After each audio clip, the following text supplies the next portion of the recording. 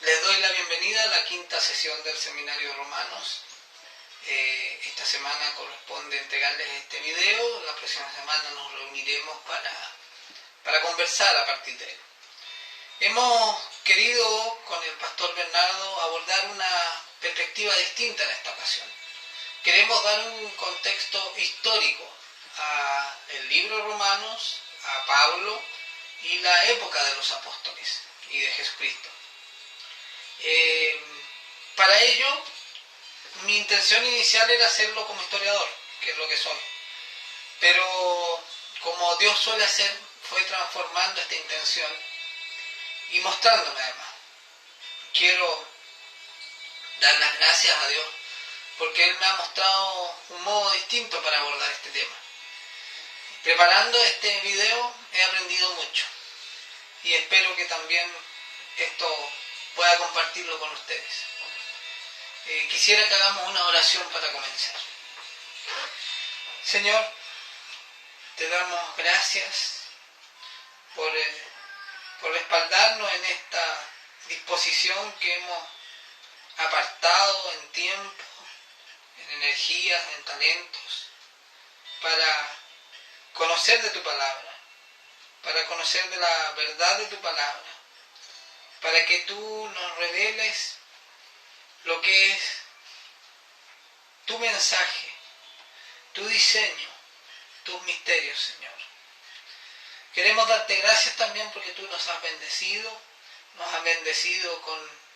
con la disposición, el servicio y el conocimiento, el entendimiento que tú has ido dando a nuestro hermano Marco Puerta. También por lo que logramos en este encuentro dedicado a la palabra entre hermanos de nuestra iglesia, cada vez que nos reunimos para dialogar, conversar, preguntarnos y recibir de ti, Señor. Gracias te damos por todo ello y te pedimos que seas tú obrando en nosotros para dar entendimiento en el espíritu y no en la razón como cosa intelectual, o en la emoción por el gusto que nos da compartir este emprendimiento, Señor, sino que sea a través de tu palabra obrando en nuestro espíritu. Gracias, Señor, en el nombre de tu Hijo Jesucristo. Ustedes encontrarán el texto completo, yo voy a ir abordando parte solamente de él, en el blog de nuestra iglesia, el cual ya conocen, al igual que acceso a algunos libros e incluso a la película, aunque varios de ellos están en el DVD del seminario. Las partes son dos. La primera va a referirse desde una perspectiva más bien histórica, pero reinterpretada a partir de lo que he ido comprendiendo, de lo que he aprendido, como les decía, al momento de preparar esta presentación para ustedes. Y la segunda va a ser nos vamos a adentrar en una profundidad un poco mayor. Nos vamos a remangar los pantalones y nos vamos a meter en el río de agua viva de la palabra de Dios. Quisiera partir con una cita a Job 10, versículos 4 y 5. Lo conversábamos antes de ayer con Marco Huerta, y yo le preguntaba si era posible entender, como lo voy a compartir con ustedes, este versículo. Digamos que en términos de clasificación humana e intelectual, el libro de Job no es un libro mesiánico ni profético, pero la palabra de Dios es perfecta y concordante, y desde ese punto de vista el eje central de lo que debiéramos considerar para esta interpretación histórica es Cristo, y por lo tanto toda la palabra habla de Cristo. ¿Cuáles son estos dos versículos? Job en el capítulo 10 contiende con Dios de algún modo. Ha pasado de tenerlo todo a no tener nada. Perdón, sí tiene algo y no lo pierde, su fe en Dios. Pero como hombre, en esa circunstancia histórica, y aquí una primera salvedad, historia no son los grandes procesos y los grandes hechos. Historia está jalonada, por decir, empujada por esos grandes acontecimientos y esos grandes hombres o mujeres. Pero la historia es todo lo que nos acontece en unos tiempos y lugares, en un eje de desarrollo. Y es lo que nos ocurre a nosotros, lo que le ocurre a ustedes, lo que me ocurre a mí. Eso es la historia. La historia verdadera es algo que se vive. Bueno, esta historia personal de Job lo tiene en una encrucijada. Y él, consciente y aceptando a su Dios, adquiere una terrible conciencia de la distancia que hay entre su Dios y él. Y le dice, ¿tienes tú acaso ojos de carne? ¿Ves tú como el hombre? ¿Son tus días como los días del hombre? ¿O tus años como los tiempos humanos? La respuesta obvia es no, no es así. Pero a lo largo de este video yo creo que vamos a encontrar la respuesta que le dio Dios. Y la respuesta de Dios no es la respuesta de Job, ni nuestra respuesta. ¿Tienes tú, Señor, acaso ojos de carne? ¿Ves tú como el hombre y tus tiempos son los nuestros? ¿Será que no? En un sentido no, pero veremos que en otro sí. Pablo, en la carta a los Romanos, recurre a lo que Dios, comillas, había antes prometido por sus profetas en las Santas Escrituras. Estamos hablando de lo que Pablo dice en Romanos 1:2. De este modo, Pablo funda en la autoridad del Antiguo Testamento el acto que él realiza por mandato de Dios, por encomienda de Dios, de mostrar el poder del Espíritu Santo en Cristo, como lo encontramos en Romanos 1:4, y el poder del Evangelio, que es Cristo, en Romanos 1:16. Pero esto lo funda no exclusivamente en el Cristo conocido por los otros apóstoles, desconocido en vida por él y conocido por revelación. Apóstol hecho por Cristo, sumado a los otros apóstoles, sin conocer a Cristo en vida, sino que él conoce a Cristo resucitado. Fuera de la existencia histórica. No conoce a Cristo ni en un lugar ni en un tiempo histórico. Pero toda la palabra habla de Cristo y por eso la carta a los Romanos tiene el mayor número de referencias o concordancias al Antiguo Testamento. 52 ocasiones aparece mencionado el Antiguo Testamento en el libro de Romanos. De este modo, de presentarnos la buena nueva que tiene Pablo, podemos ver que nuestro tiempo no es el de Dios, ya que Dios ha planeado todo desde mucho antes que ocurriese. Y esta ya es una consideración importante para el tipo de análisis histórico que vamos a hacer. Los tiempos concuerdan, los tiempos son exactos en el diseño de Dios. Van más allá de un hoy, un ayer y un mañana. La carta a los Romanos, como dijimos, contiene fuertemente, poderosamente esta correlación de tiempos entre los dos pactos, entre el Antiguo y el Nuevo Testamento. De este modo, Pablo se constituye en un verdadero historiador. Como observador, pues mira al futuro, porque él cree en un futuro que va más allá de la historia, lo que aparece en 1 de Juan 2, del 15 al 17, más allá de la historia, el futuro eterno, pero lo mira desde estar firmemente plantado en su presente, como aparece en Romanos 1:13. Y fundado en el pasado, como decíamos, estas 52 menciones, pero también lo podemos encontrar en Romanos 1:2. En Romanos 1:2, Pablo nos dice que él había prometido antes por sus profetas en las Santas Escrituras. Entonces, esa existencia histórica que tiene Pablo debe sernos un ejemplo.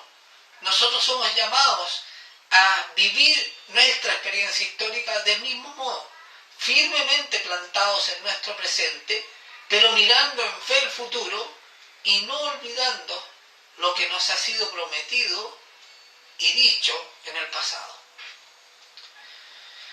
Philip Yancey, en Gracia Divina versus Condena Humana, cita a Forsyth y la cita la siguiente, comillas: el Evangelio se refiere con mayor extensión y profundidad no al mundo o sus problemas sociales, sino a la eternidad y sus obligaciones sociales.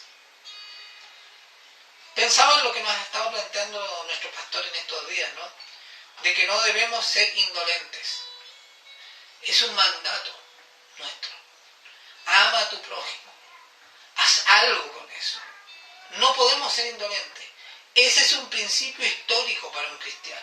Nuestro modo de vivir la historia tiene que ser, como dijimos antes, pero también hemos sido llamados a amar y llevar la buena nueva y a ir a la necesidad. Esto ocurre en un lugar y tiempo concretos, en nuestro lugar y nuestro tiempo. Debemos asumir estos principios cristianos. Dos precisiones respecto a los ejes fundamentales de la historia, que son tiempo y espacio. El tiempo histórico es uno, pero el tiempo de Dios es otro, el tiempo kairos. Ese tiempo pertenece a Dios, pero obra también en nosotros. ¿Cómo? A través del Espíritu, al que pertenece, o que pertenece al reino de Dios. Nuestro espíritu pertenece al reino de Dios y no al reino humano de la historia. En 1 de Pedro 2.9 podemos ratificar eso, ¿no? Somos parte de ese modo, de ese tiempo kairos, cuando Dios hace propicio en un momento y en un lugar cosas que nuestro tiempo histórico no nos permiten ver, ni reconocer, ni tomar como ciertas. En cuanto al espacio, aunque vivimos en un lugar, no somos, y ese lugar es el mundo, no somos de ese lugar ni del mundo, sino que somos embajadores, porque pertenecemos a otro lugar. Pero los embajadores se mueven en un lugar distinto al propio, ¿no? Esa es nuestra forma de entender el espacio, en perspectiva cristiana, como eje de la historia. Eso lo podemos encontrar, esta noción de embajadores, en 2 Corintios 5.20, así como en Génesis 12.1, cuando Dios le dice a Abraham, deja tu territorio, tu parentela, tus padres. Es dejar esa dimensión cultural, histórica, de un momento y un lugar. Ambas dimensiones, a través de Cristo, se redimen. Tiempo y espacio se redimen. Entonces estamos hablando de una historia redimida, no de una historia humana. Esa solo es posible de concebir y realizar a través de Cristo. Sin esa luz no podemos comprenderla.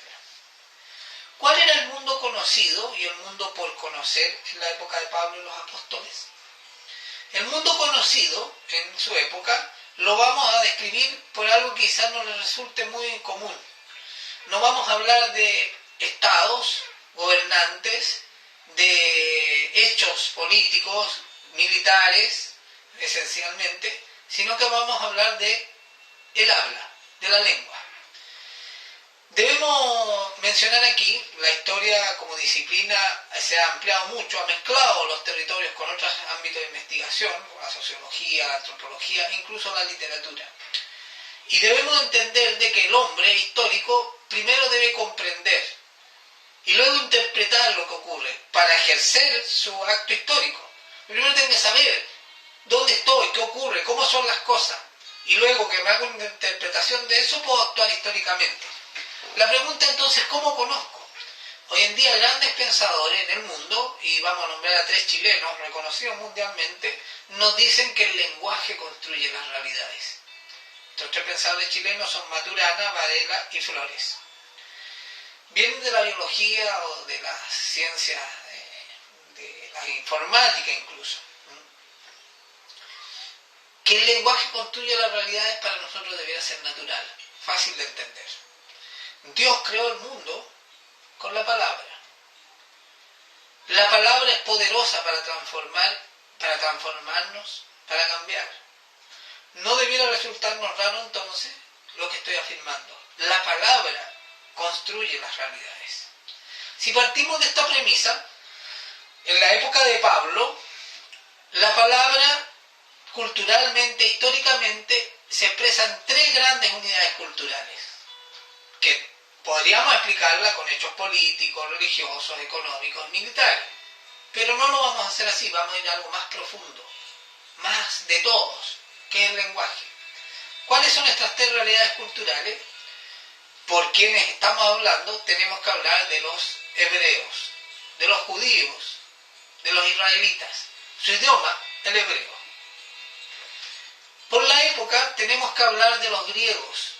La Grecia clásica se ha expandido a través del imperio de Alejandro, ha llegado hasta la India, ha influenciado a los hebreos y también influenciará a los romanos, que empiezan a desarrollarse.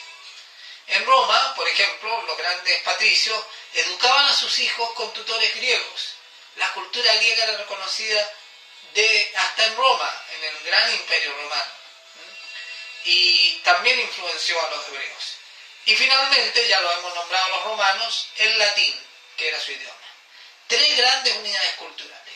Esto es tan cierto que si vamos a dos versículos de la Biblia, en Lucas 23:38 y Juan 19:20, vemos que en la cruz en que se crucificó a Jesucristo había una inscripción que estaba escrita en hebreo, griego y latín. Estos tres idiomas o lenguas representan tres grandes unidades culturales. Pablo correspondía a las tres. Era hebreo de nacimiento. Lo dice en varias de sus cartas. Especialmente lo encontramos en Filipenses 3. Era del linaje de Israel, de la tribu de Benjamín, hebreo de hebreos, dice él. Se enorgullece de esa raíz cultural, de ese idioma. Es más, Pablo conoce el hebreo original, no el hebreo reaprendido por los judíos de la diáspora. Es un hebreo más puro, más rico en su expresión de lenguaje. Pablo, por nacer en Tarso y por crecer en un mundo ya helenizado, hebreo helenizado, conoce perfectamente el griego. El griego que Pablo hablaba, eso lo podemos ratificar por ejemplo en Hechos 22:37, era una lengua común ya. Era un tipo de hebreo común, no el hebreo, un tipo de griego más común, no el griego culto, ¿no? Conocido en este caso el griego común como koiné. Este griego fue propagado por la expansión del imperio con Alejandro. Se hizo tan importante para el mundo hebreo que ya varios años antes de Cristo la Torá había sido traducida al griego y posteriormente los siguientes libros. Esta es conocida hoy en día como la Biblia Septuaginta o la Biblia de los 70. Se denomina así porque 70 rabíes, 70 maestros de la ley, de la escritura, se reunieron para traducir del hebreo al griego. Con la diáspora y todos los acontecimientos históricos posteriores, lo que sobrevivió, como se conocía el Antiguo Testamento de modo común en el mundo de Pablo y los apóstoles, no era en hebreo, era en griego en general, salvo los eruditos de las sinagogas que sí podían leerlo aún en hebreo, pero en general para los que se formaban lo conocían en griego. Pablo también hablaba latín. Él nació en Tarso, una ciudad que había sido declarada con varios privilegios. Se dice que en Tarso que era capital de Cilicia, de la provincia romana de Cilicia. De hecho, lo que quedaba del Estado de Israel, primero cuando empieza a expandirse el poder romano, se convierte en un reino tributario. O sea, era un reino independiente, pero que pagaba tributo a Roma. En el año 6 después de Cristo, Israel como Estado se convierte en una provincia romana, que posteriormente, en el año 70, con la caída de Jerusalén y la destrucción del templo por los romanos, será definitivamente una provincia romana. Pasa a ser, pero eso ocurre antes, de hecho se vuelve provincia el año 6 después de Cristo, que es muy probablemente el año en que nace Pablo. Entre el 6 y el 10 después de Cristo se estima que nació el apóstol Pablo. Por lo tanto ya era el mundo hebreo, el mundo judío, era una provincia romana. Él en Tarso, que era capital de Cilicia, gozaba de los privilegios de ser romano. Es bien curioso por qué Tarso se convirtió o recibió estos privilegios. Los recibió porque allí se encontraron Marco Antonio y Cleopatra. Y luego, quizás por el efecto amoroso que produjo en Marco Antonio, la ciudad recibió privilegios, los cuales fueron ratificados por César. Eso significaba que los ciudadanos no pagaban tributo, sino que eran ciudadanos romanos además.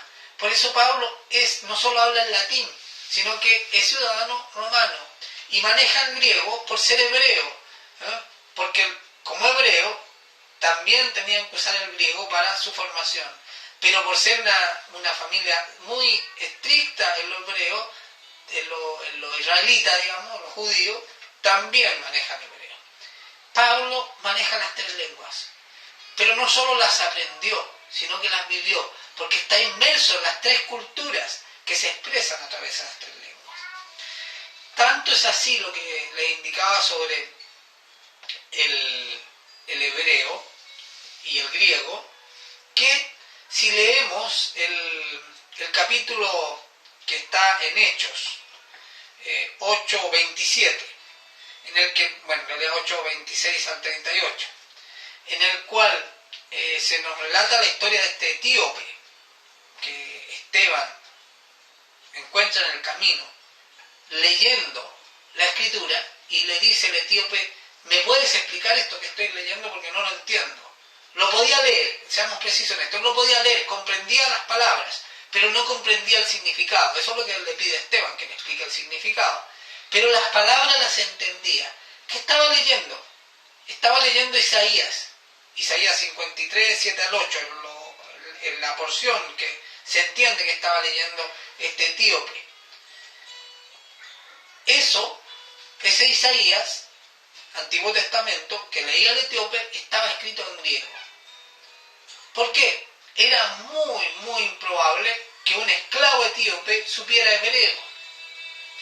Pero este esclavo etíope era funcionario de Candace, reina de los etíopes, y era el que estaba a cargo de todos sus tesoros. O sea, no era cualquier esclavo, era un esclavo de nivel superior, de alta jerarquía.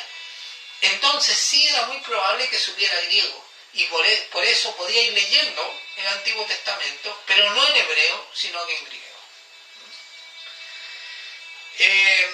Pablo representa entonces estas tres culturas, estas tres unidades culturales. ¿Dónde se mueve Pablo? Pablo, cuando inicia su labor misionera, se va a mover en distintas ciudades, pero de ellas hay algunas muy importantes: Corinto y Filipos, por ejemplo. Corinto representa un lugar geopolíticamente muy relevante, ya que une dos partes del Mediterráneo, que están separadas por el istmo que está ubicado allí en Corinto, ¿no? Corinto, frente a Esparta y Atenas, que fueron las dos grandes ciudades-estado de la Grecia clásica, era una ciudad menor, pero cuando decaen con la expansión del imperio helénico con Alejandro, decaen Esparta y Atenas, Corinto va a ocupar la primera posición. El perfil esencial de Corinto es el económico, es una ciudad muy rica económicamente, y es por esa ubicación estratégica que ella tiene. En Corinto existía, bueno, César la hizo una ciudad libre, luego que era griega, con la expansión primera de los ejércitos romanos durante la República, fue destruida en una oportunidad por un general romano, pero César luego la reconstruye por esta importancia económica. Y no solo la reconstruye, sino que le da privilegios como ciudad, ¿no? Entre ellos, no solo la reconstruye mucho mejor de lo que era, sino que la hace ciudad libre. Era una ciudad hermosa, dorada, se relata, tenía recubrimiento su edificio para que pareciesen de oro. Pero también había templos de Venus y Afrodita. Había 1000 doncellas dedicadas a ritos orgiásticos. Quizá a eso se refiere Pablo en Romanos 1, del 21 al 32, cuando describe lo que ocurre con los que conocen a Dios, pero terminan adorando otro tipo de formas o divinidades. Allí llegaron muchos judíos, probablemente luego la diáspora, para poder aprovechar esa importancia comercial de la ciudad de Corinto. Entonces había muchos judíos, que era terreno relativamente propicio también para Pablo. Pero como dijimos antes, la condición del Estado romano era fundamentalmente sostenida por esclavos. No existían tres clases: una clase acomodada, una clase media y una clase pobre. Existía una clase acomodada, los ciudadanos y los patricios, y una clase pobre, los esclavos. Había distintas clases dentro de los esclavos. Esclavos como este eunuco etíope, o los esclavos que eran tutores y que enseñaban a los hijos de los patricios, y esclavos de muy bajo nivel que hacían funciones que nadie quería hacer. Corinto tenía una gran proporción de esclavos dentro de su población, y por lo tanto fue terreno fértil, sobre todo en esa dimensión, para Pablo. Muchos de esos esclavos fueron convertidos por Pablo. De hecho, también llegaron muchos judíos, muchos hebreos, ya que fueron expulsados de Roma. Hubo un decreto de César que expulsó a los judíos de Roma, y así llegaron, por ejemplo, a Corinto Aquila y Priscila, como queda descrito en Romanos 16:3. Bueno, ahí no se dice que ellos llegaron por ese motivo, pero Aquila y Priscila no eran de Corinto y llegan producto de esta expulsión de Roma. En cuanto a Filipos, también ocupaba una posición importante. Más al norte de Corinto, era el punto en el cual se conectaba el Asia con Europa. También jugaba entonces un rol fundamental. Filipos era más que griega, romana. Aunque era originalmente griega, no había tenido la importancia histórica de Corinto, la cual se vio magnificada luego que decae Atenas y Roma, y vuelve a ser restaurada con César.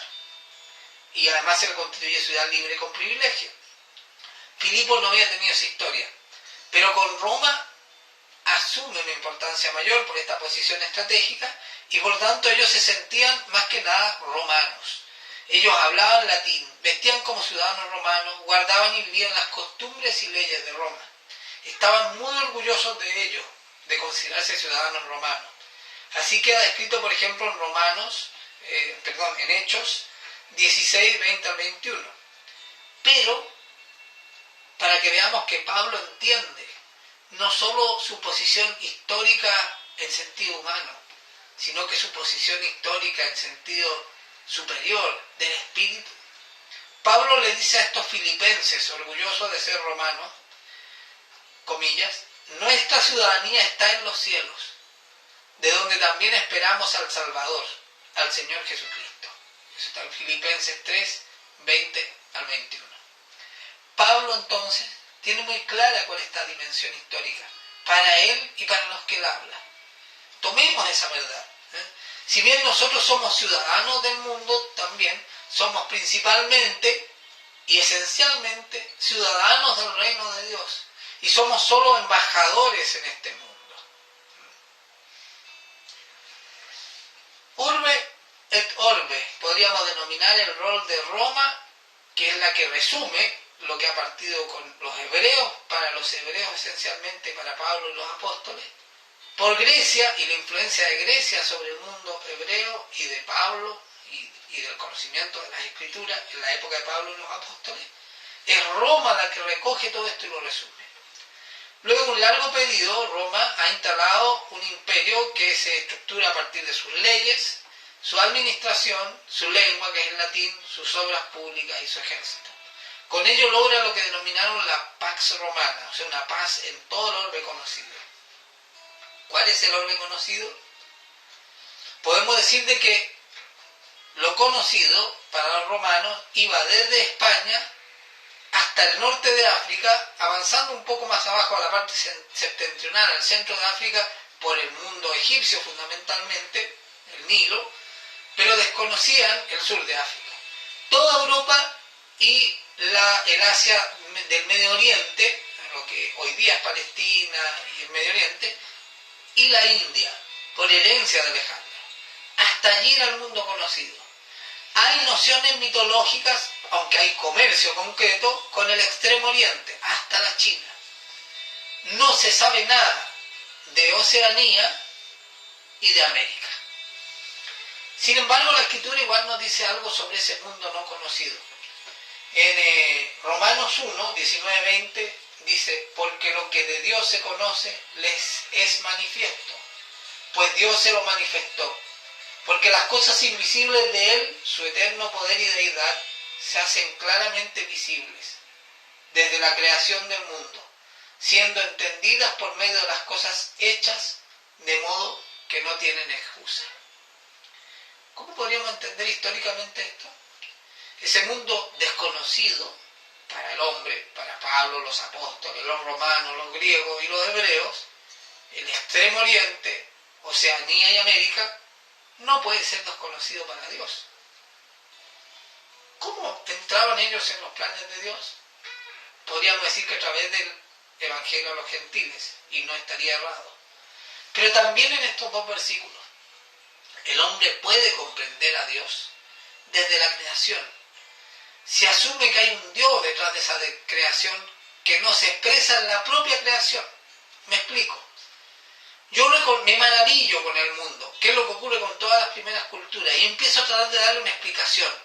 Y ordeno el mundo a partir de esa maravilla, construyo ciudades, creo objetos, y hago ritos para enaltecer esa cosa que me ha maravillado. Pero ahí ocurre el error del hombre.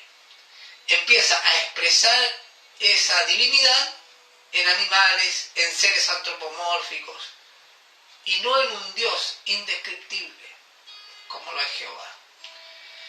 Hay 3 relatos de pueblos originarios que son muy similares por todos los elementos que contienen. Me refiero al relato de Gilgamesh en Mesopotamia, el relato de Osiris en Egipto y el de Quetzalcóatl en América. Esos 3 relatos nos dicen que los pueblos originales tienen una noción de la divinidad, pero fueron construyendo explicaciones en lo humano, en la historia humana, que no tienen como esencia, genética y explicación profunda el rol de Dios en la historia humana. Y no de cualquier Dios, sino de nuestro Dios. En el caso del mundo romano, lo que le tocó vivir a Pablo y los apóstoles es la primera etapa del imperio. Se abren las dinastías fundacionales imperiales con la dinastía Julio-Claudia. Comienza con Augusto, con César Augusto, que asume el año 27 a.C.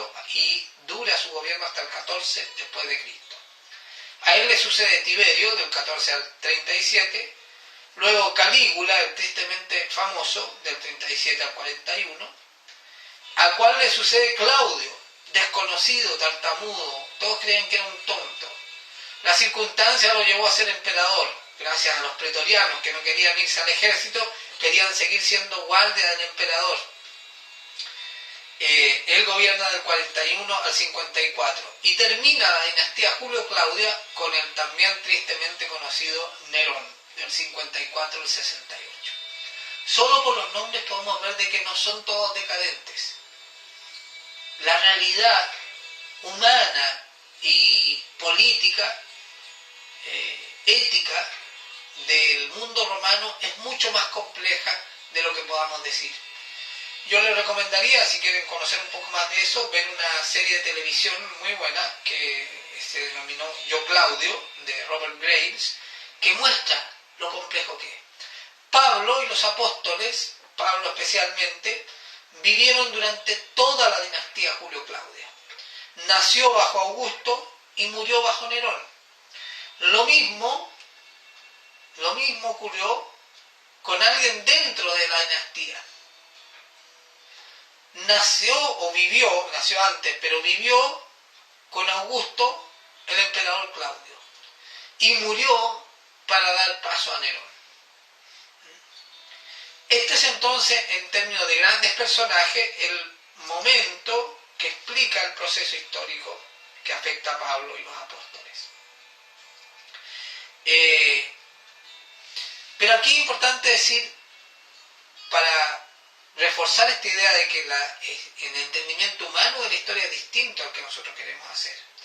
Quisiera citar a Meyerbeer, que dice, comillas, la historia no se entiende sin Dios, porque es Él, el Señor, el autor y el eje de los siglos. El sentido del transcurrir no está dado, como quieren los historicismos, por la supuesta distancia entre un origen simiesco y un porvenir de progreso continuo, sino por el tiempo que se necesita para que los pueblos abracen la fe cristiana. Solo en la convergencia en Cristo encuentran los hombres y las naciones su significado histórico. Y esto vale de un modo particularísimo para los judíos, dice Meyerbeer, pero también para nosotros. Esta característica de la historia, diría yo, en la cual Cristo es el que nos permite entenderla, y darle sentido a la acción del hombre respecto a sí mismo en la historia, pero también respecto a los otros. porque tenemos una obligación. ¿Cuál es la respuesta a Job? Tú, Dios, no tienes ojos de carne, ni vives nuestro tiempo. ¿Cómo puedes comprenderme a mí en la historia, ser de carne?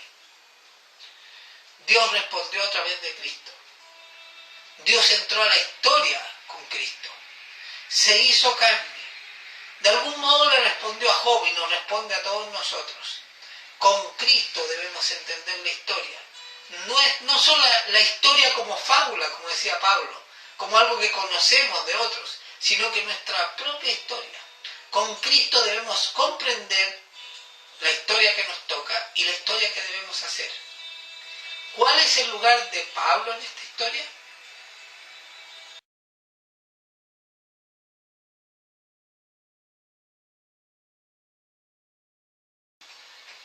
En esta segunda parte vamos a tratar de responder la pregunta: ¿cuál es el lugar de Pablo en esta historia? ¿Y cuál es el lugar de Pablo en la historia? Pablo nace probablemente, dijimos, entre el año 6 y 10 después de Cristo, en Tarso. Él se encarga de decirlo en varias de sus epístolas, ¿no? Pero en Hechos 21, 39 y 22.3 esto queda claramente establecido. Tarso era capital de la provincia de Cilicia, fue creada por Pompeyo el año 66 a.C., o constituía provincia más bien, provincia romana en ese año, y tuvo como procónsul, o sea como gobernador, a Marco Tulio Cicerón. Marco Tulio Cicerón fue un personaje muy cercano a César Augusto. Lo que ocurre con las personas en su interior, en su mente, en la historia, muchas veces no queda registrado sino en sus correspondencias más personales. Por eso una manera interesante de conocer lo que nos ocurre en la historia es lo que se conoce hoy como historia novelada.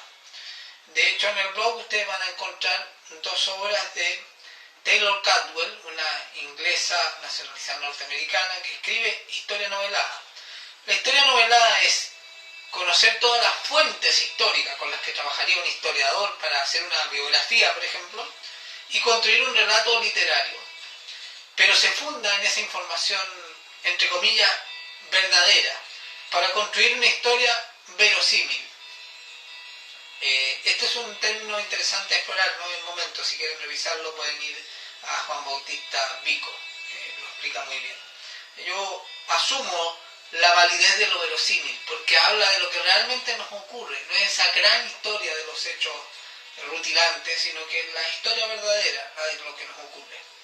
Esos 2 libros van a estar disponibles en el blog, lo están desde hoy ya. Uno es la historia de Marco Tulio Cicerón, que se llama La columna de hierro, y el otro es la historia de Pablo, que se llama El gran león de Dios, ¿no? Y ahí habla de etapas que no se habla normalmente en los personajes, como la niñez y de lo que pensaban. Es una buena manera de aproximarse a la persona más completa y no solo un personaje histórico abstraído de la realidad. Bueno, Tarso, la verdad es que era una ciudad muy importante intelectualmente hablando. Un autor clásico, una fuente clásica del mundo griego, que es Estrabón, en su geografía, nos dice de Tarso: los habitantes de Tarso sienten tanta pasión por la filosofía y tienen un espíritu tan enciclopédico que su ciudad ha acabado por eclipsar a Atenas y Alejandría y a todas las otras ciudades conocidas, por haber dado origen a alguna secta o escuela filosófica. Lo mismo que Alejandría, Tarso tiene escuelas para todas las ramas de las artes liberales.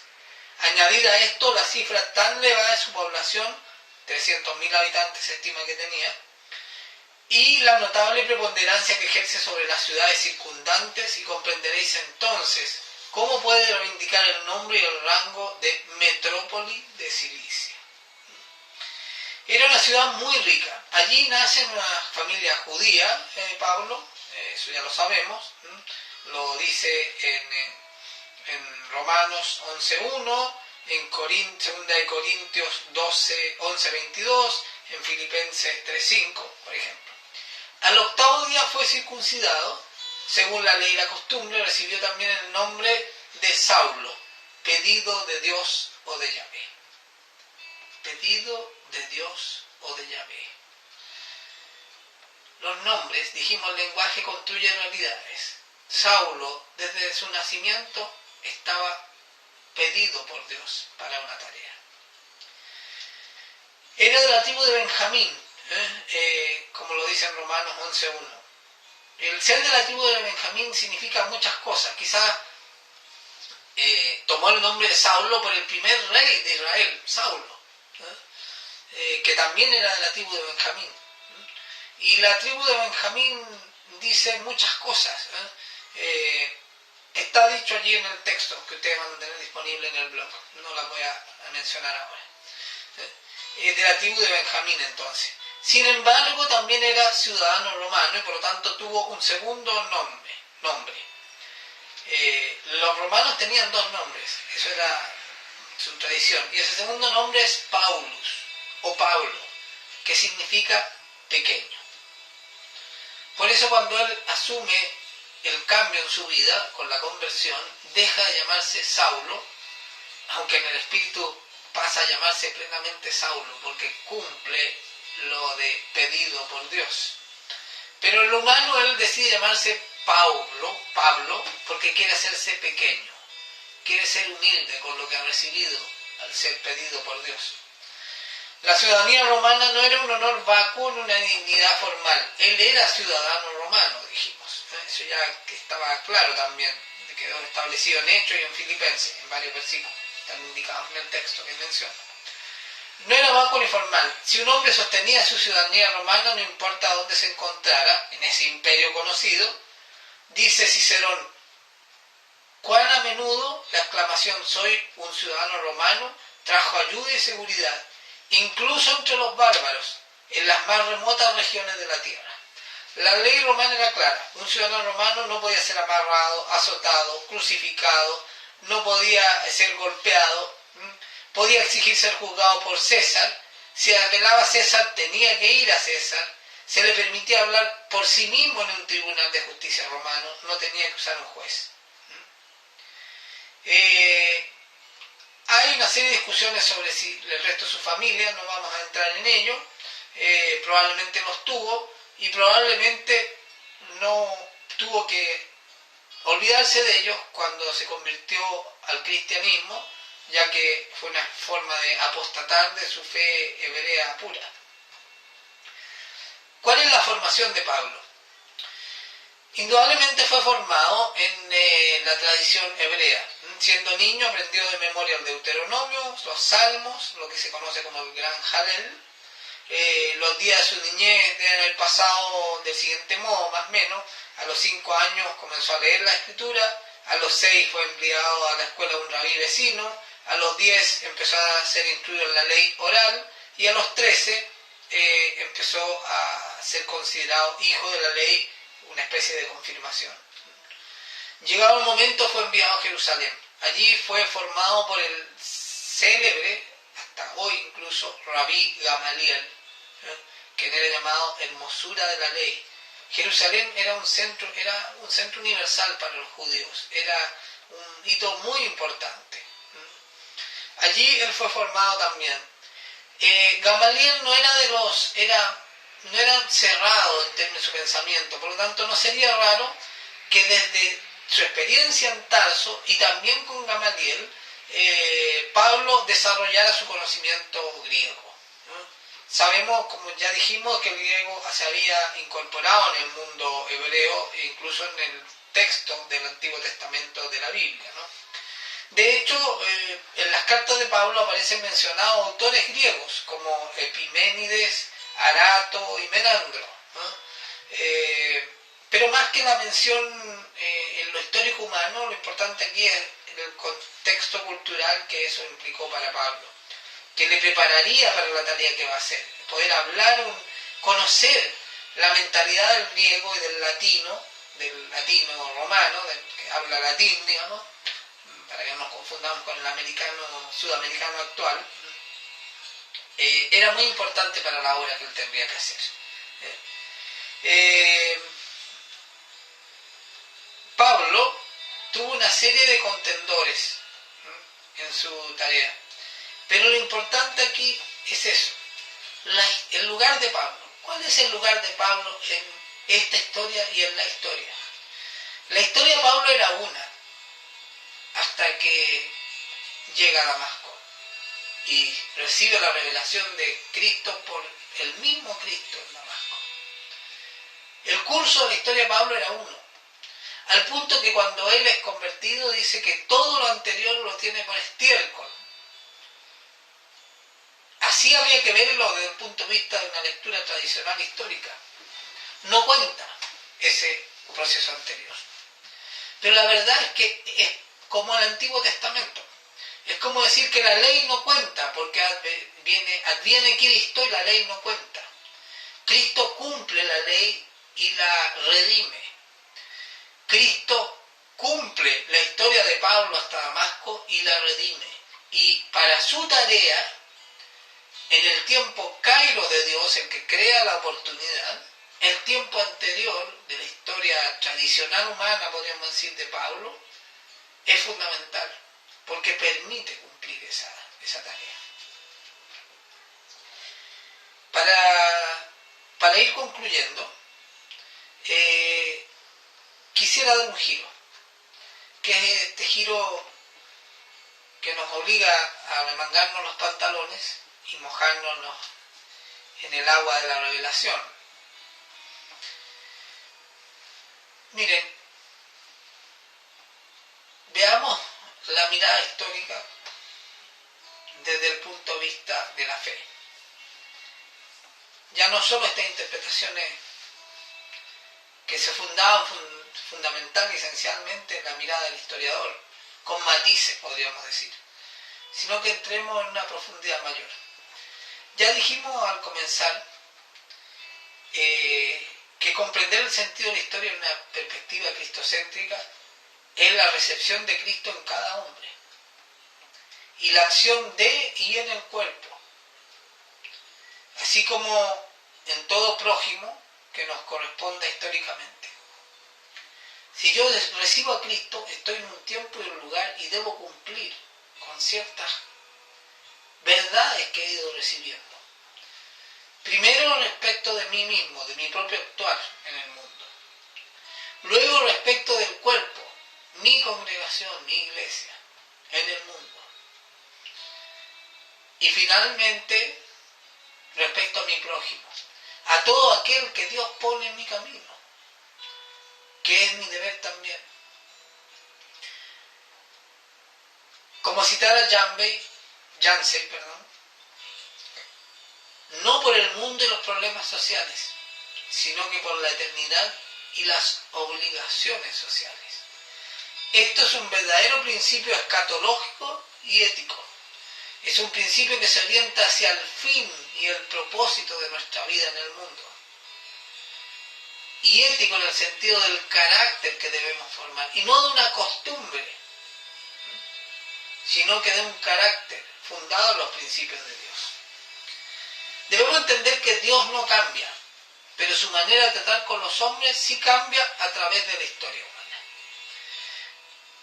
Para decirlo en grandes términos, en el Antiguo Testamento Dios trataba con Israel a través de un sistema de fe más obras, o sea, sacrificios. Esta historia, en el Antiguo Testamento, es la historia de Israel. ¿Y cómo se relaciona Dios con Israel? A través de fe y sacrificios.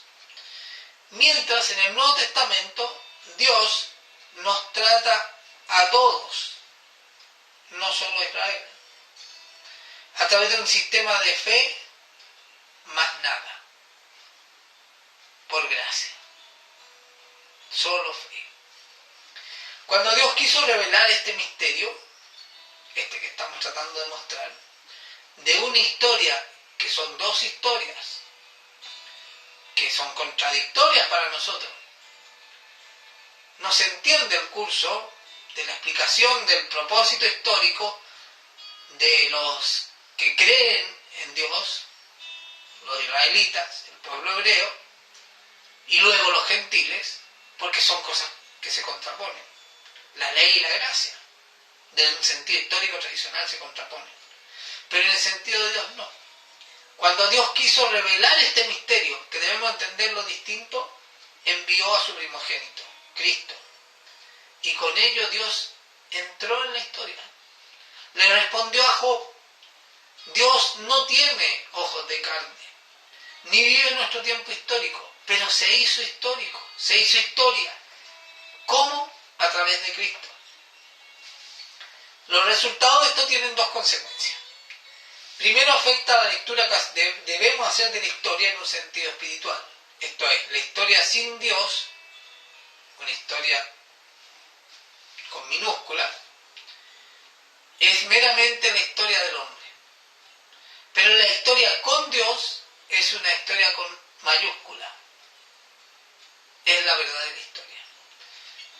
Y la segunda consecuencia, con Cristo se modifica la posición de Israel en el plan de Dios para la salvación y entran los gentiles. Pero entendámoslo bien, se modifica la posición y no la condición, porque Israel seguirá siendo el pueblo elegido hasta el cumplimiento final de la historia en el sentido de Dios. De este modo, en este punto es necesario decir algo respecto a estos principios. De este modo Pablo se constituye en un verdadero historiador. Estamos repitiendo algo que dijimos al principio. Como observador, pues mira al futuro más allá del fin de la historia. Firmemente parado en su presente. Fue preparado para eso. Y fundado en su pasado. El amplio conocimiento del Antiguo Testamento y la constante referencia a él en el libro central, fundamental de Romanos, 52 veces aparece mencionado. Nosotros somos llamados a un mismo tipo de existencia histórica, dando testimonio del mismo modo que él lo dio. Para entender el plan de Dios, Romanos 8:28, veamos qué nos dice Romanos 8:28. Romanos 8:28 nos dice: y sabemos que a los que aman a Dios, todas las cosas le ayudan a bien. Esto es, a los que conforme a su propósito son llamados. Para entender ese llamado, el plan de Dios, debemos reconocer nuestro lugar en la historia. Así como Pablo tuvo el suyo y fue preparado para ello, nosotros debemos comprender cómo habla la voz de la historia y cuál es la relación entre la historia y el bien. Y así podremos asumir nuestro llamado a la eternidad y las responsabilidades sociales. Aquí en realidad dice un juego de palabras. Lo voy a desarmar, lo voy a revelar humildemente, en lo intelectual diría yo esa revelación, no una revelación divina. Cuando decía al final, podemos asumir nuestro llamado a la eternidad y las responsabilidades sociales, estoy citando a Yancey, ya lo he citado 3 veces con esta. Pero cuando decía, debemos comprender cómo habla la voz de la historia, estoy citando al gran teólogo Karl Barth, que tiene un capítulo en su estudio de Romanos titulado La voz de la historia. Y cuando digo que debemos entender cuál es la relación entre la historia y el bien, estoy citando a Dietrich Bonhoeffer, el gran teólogo alemán que escribió La Ética, y tiene un capítulo en La Ética que se llama La historia y el bien. Y con eso quiero terminar, con una rápida mirada de estos dos autores. Mientras Barth estructura su planteamiento en base al libro Romanos, como decía, especialmente toma Romanos 3:31, para esto que nosotros, lo que acabo de referir, la voz de la historia, Romanos 3:31 al 4:25, Bonhoeffer no nos remite a Pablo, sino a la ética cristiana. A la ética cristiana. Cita algunos libros de Pablo en su ética, especialmente en el capítulo que queremos ver. En el capítulo 4 de su comentario a la carta a los romanos, Karl Barth nos habla de la voz de la historia, distribuyendo en 4 partes su mirada. ¿Cuáles son estas 4 partes? La fe es un milagro. Romanos 3:31 al 4:8. Segunda, la fe es comienzo. Romanos 4:9 al 12.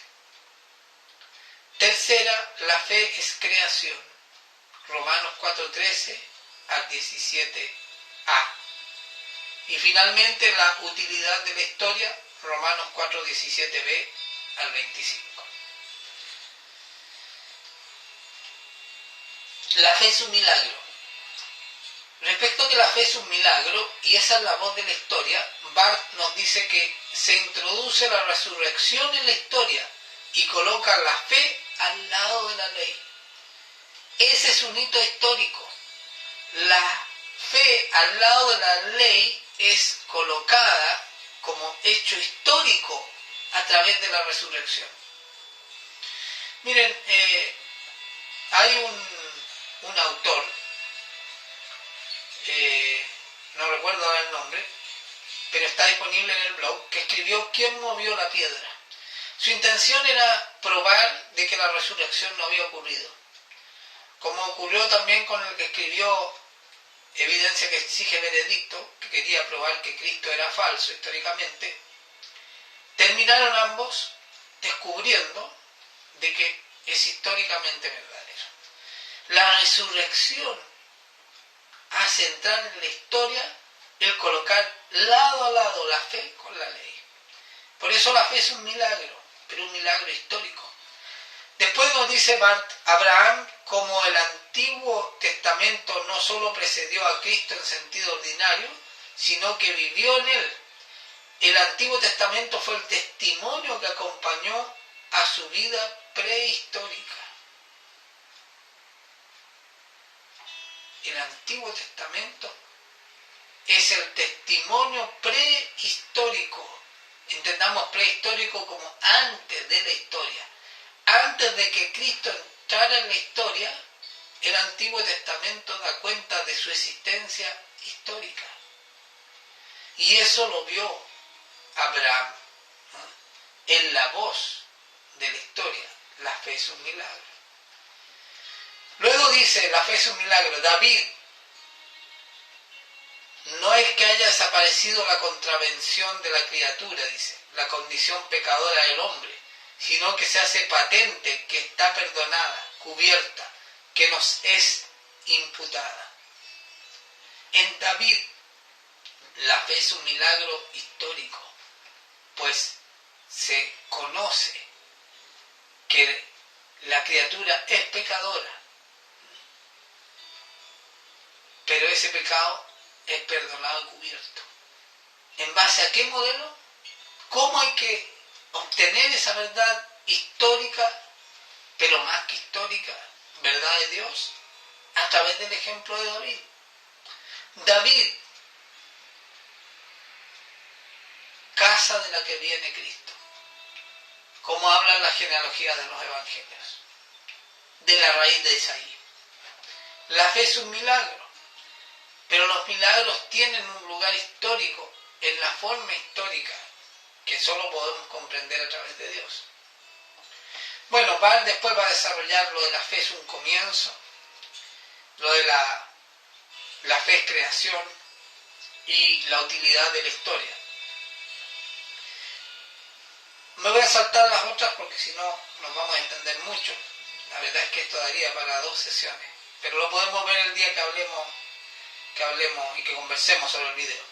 Respecto a la utilidad de la historia, Barth nos dice, y en esto se funda en Romanos 4:17b, dice, en esta luz superior aparece la simultaneidad, la importancia y dignidad unitaria de todo acontecer.